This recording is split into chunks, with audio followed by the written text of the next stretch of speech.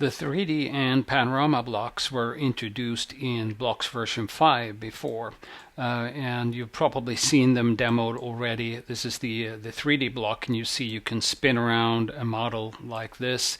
You can have predefined positions on the model. You can also do little animations like the one you see on the pump here, and you can use buttons as position markers or as ways to interact by clicking on these two numbers here. We have made some enhancements recently to the both the 3D and the Panorama block that may be of interest to some of you. So let's take a closer look. If we have a model like the one that you just saw, like this one here, this is now in the blocks editor. This is fairly rectangular in its shape, and it's also an object that you can turn upside down. You can look at it from any side. But in some cases you have other kinds of models, such as we recently encountered ships that are at the bottom of the ocean, and they have been scanned from the top. And of course, having such a model that you can rotate in the way that you just saw. Let's bring that up on the display spot. So I have another browser window here that emulates a display spot, in this case just using a browser window. But with a model like this one of this shipwreck, of course it doesn't really make sense to look at it from underneath, because you can't really do that. It's the seafloor here, so it doesn't make sense. Also, when you zoom in and you zoom out, you get to the center of the object, which may or may not be what you want to look at.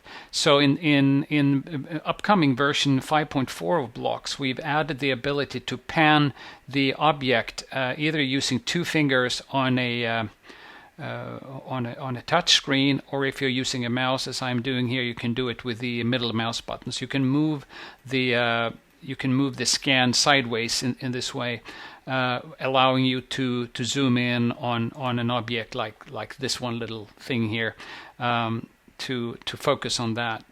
And to solve the other problem, so that you cannot really spin it around to see a part that isn't relevant, we've added a couple of other enhancements to the editor. So if we bring up the model here again, here it is. You can set constraints on the model. Let's go into the 3D model here. So you can set constraints on the model right here. So now you can rotate it 90 degrees vertically in both directions like this.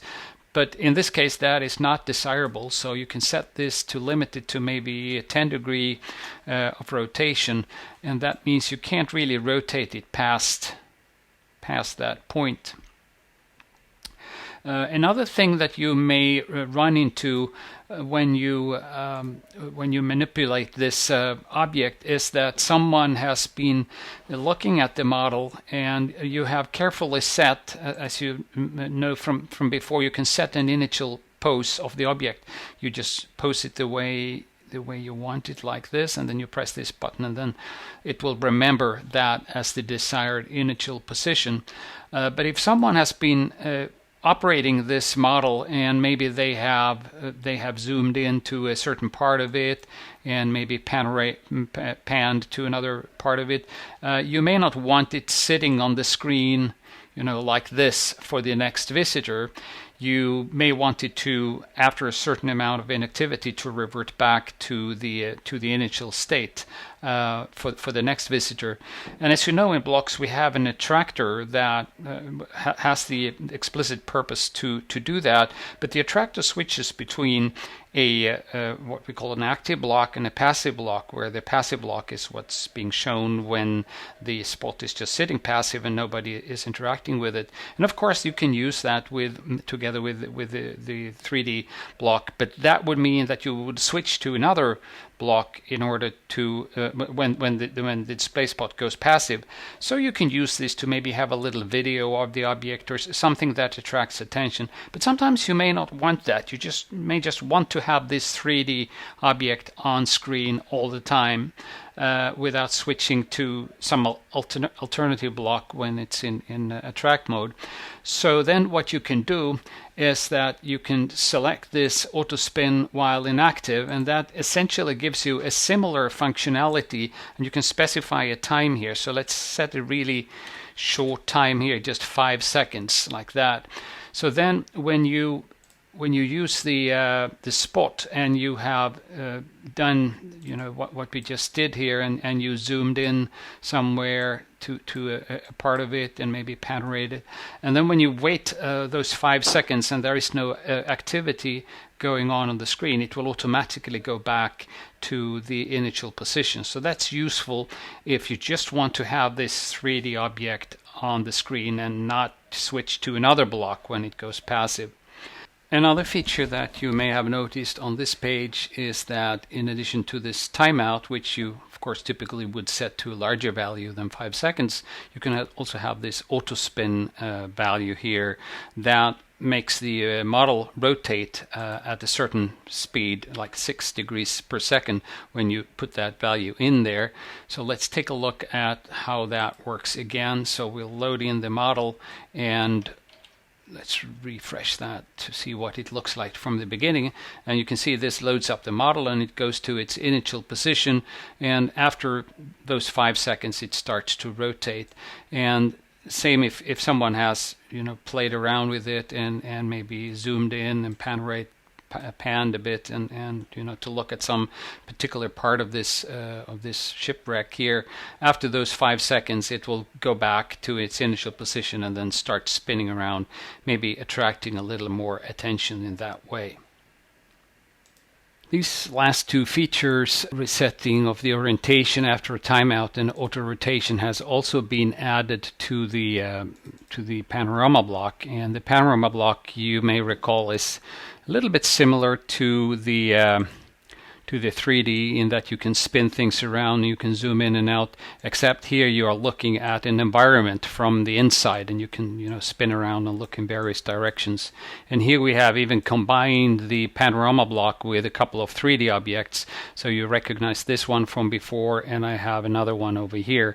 But that's not what I wanted to show you here. Here again you have that same initial position like we have here, so you may want it to look something like that when you get into the block, maybe, so you see a little bit more of that one here. Let's say we want it to be this way, then we just set the initial position like that, as you did with the 3D block. You can also select this auto spin while inactive, and we set that also to a small value so we don't have to wait for it. So that works in the same way. Now if I publish this block to the my test demo spot browser window here and bring that up, you can see that we have the classroom. And then again, if I would spin around, maybe trying to look out the window here, and then I walk away, and the next visitor comes up, it will automatically spin back to its initial position. And the same again, you have that same ability to auto spin.